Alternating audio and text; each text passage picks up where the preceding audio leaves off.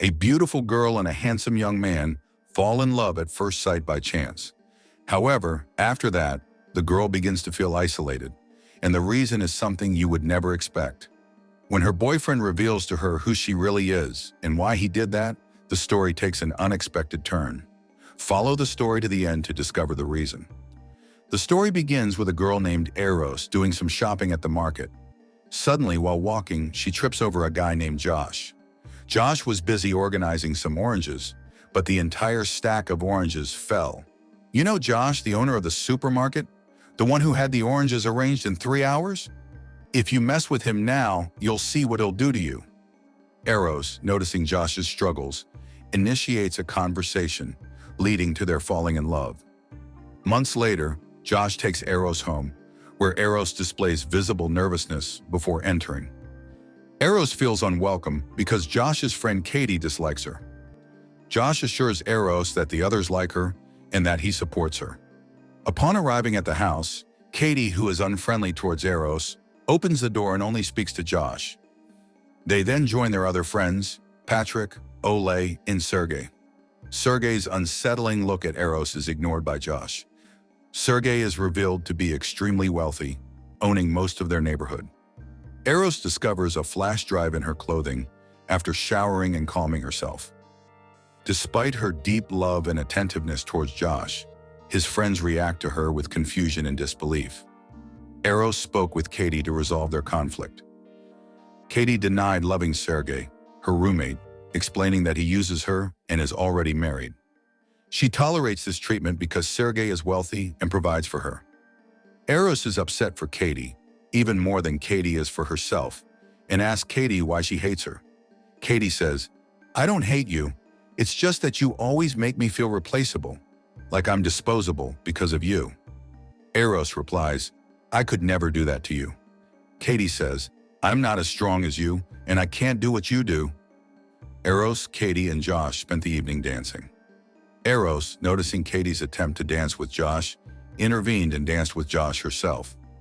Josh recognized Aros's jealousy, finding it pleasing. Later, Aros desired a romantic conversation with Josh before sleep, but Josh's tiredness prevented it, leading to Aros quickly falling asleep. Aros suggested a walk to Josh, who declined due to fatigue. Aros insisted on staying with him, but Josh urged her to go alone.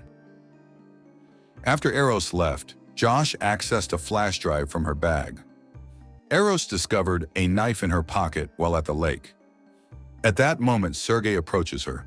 Quickly, Aros puts the knife back in her pocket. When she sees Sergey, she's scared and wants to leave because his gaze is intimidating and makes her nervous. But Sergey speaks to her kindly and asks her to sit with him for a while. Aros sits with him, and after a while, Sergey asks her to massage his back. Aros agrees and starts massaging him. Sergey begins to touch her, wrapping his arms around her and trying to pull her closer. Aros begs him to stop, but Sergey refuses. Aros, covered in blood, told Josh and his friends that she killed Sergey after he attempted to assault and kill her. She explained she acted in self-defense. Aros repeatedly expressed her love for Josh and fear of death before falling asleep at his request. Aros, revealed to be a robot, is found tied up because people fear her. Josh plans to call the police but wants to spend time with Aros beforehand. Upon waking, Aros expresses her love for Josh and confusion about her confinement. Josh then reveals the shocking truth: she's a robot. Aros doesn't believe him and says, "What are you talking about? I'm not a robot. I'm Aros, the one who loves you. Stop joking, Josh." Josh says, "You're a robot, believe me." To prove it, he takes out his phone and activates the program that controls Aros. He says, "You see, you can speak Spanish." Aros says, "No, I can't." Josh demonstrates Aros's multilingual and voice-changing capabilities to prove she is a robot. He reveals that her memories, including a purported meeting at an orange stand, are fabricated. He explains he purchased Aros from a company, received her from an employee, and agreed to the company's terms and conditions before operating her. Josh signed documents after a quick review. The employee demonstrated Aros's features, highlighting adjustable intelligence levels from 0% to 100%, with 100% representing high intelligence. The robot is programmed to be incapable of killing humans or performing aggressive acts. Josh sits before Aros before activating her. Aros requests this to memorize his features and create romantic memories, including their supermarket meeting and oranges. Upon opening her eyes, Aros sees Josh and instantly loves him. Returning to the present, Josh explains to her that she feels just like a human and acts like one, but in the end, she's still a robot. Aros says, "Okay, I'm a robot, but I still love you. We can get through this together, you and me." She begs him to take her back home, but Josh says, "I can't. I have to call the police and return you to the company because you're a danger to us." At that moment, Katie walks in and says, "What's this? You're still talking to her?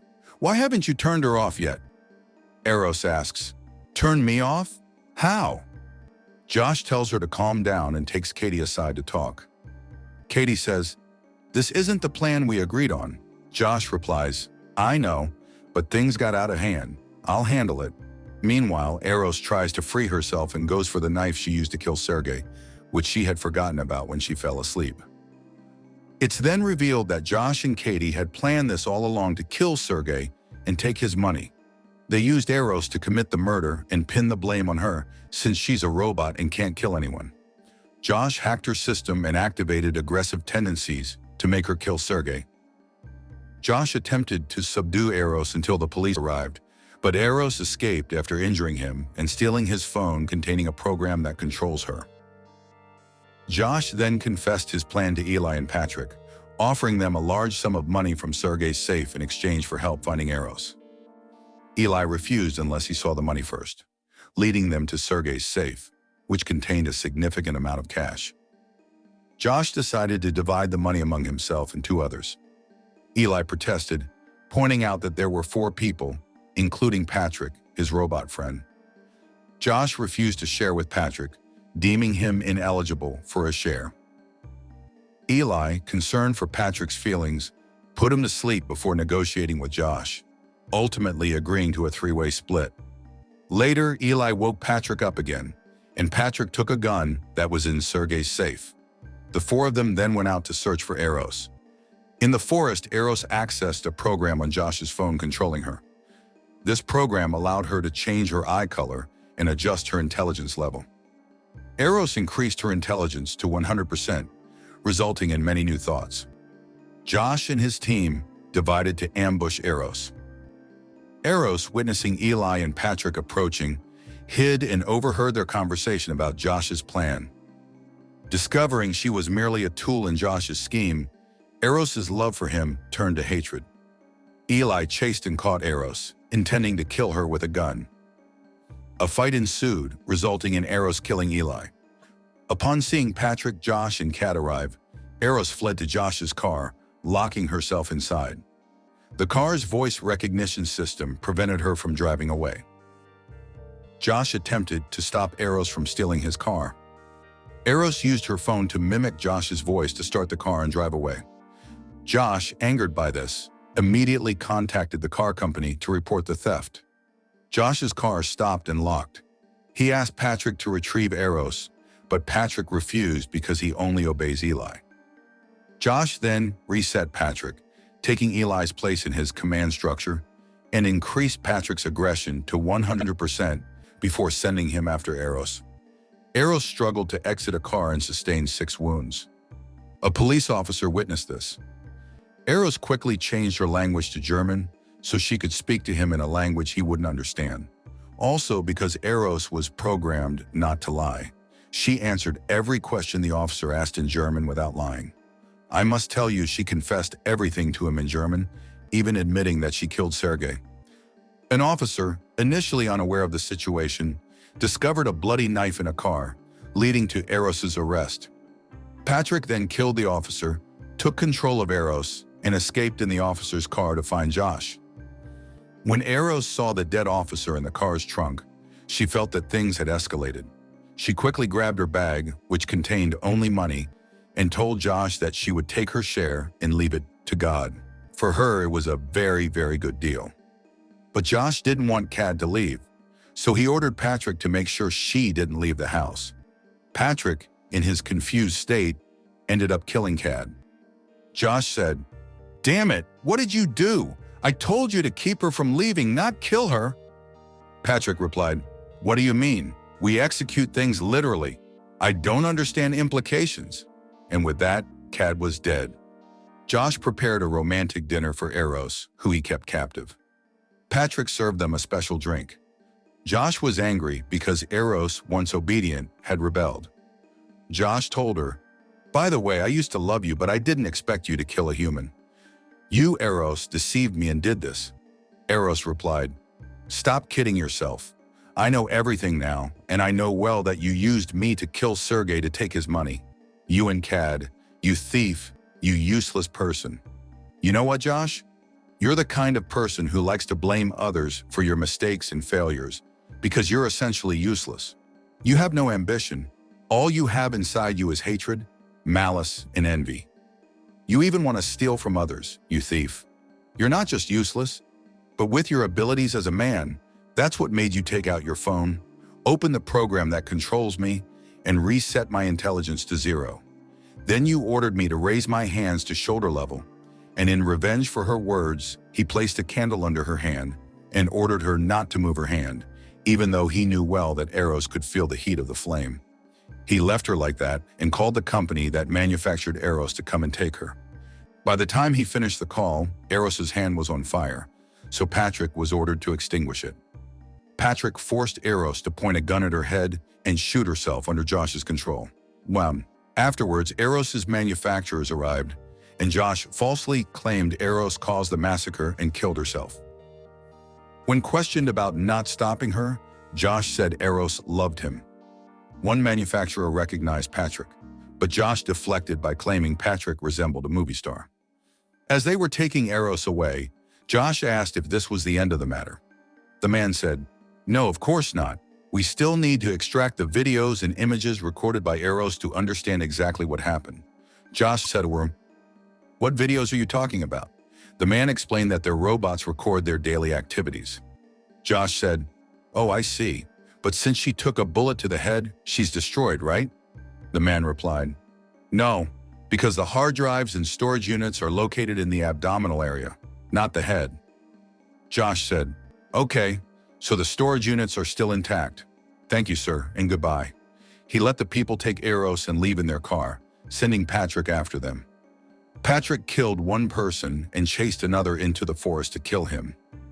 Simultaneously, Aros discovered someone accessed her system to wake her and obtain information.